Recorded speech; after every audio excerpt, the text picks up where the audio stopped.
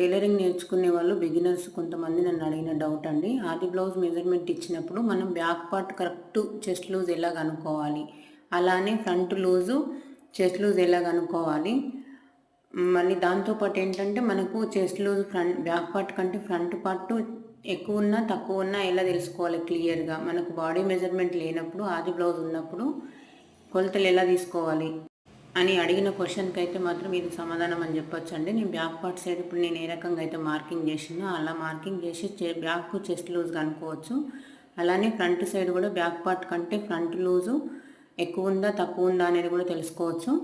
Arm round కూడా check చేసుకోండి. Arm round అంటే మన ఫార్ములా ప్రకారంగా కరెక్ట్గా మ్యాచ్ అయిందా లేదా అనేది కూడా తెలుసుకోవచ్చు. ఈ వీడియో మీకు క్లియర్గా అర్థం కాకపోతే మళ్ళీ నాకు కామెంట్ చేయండి.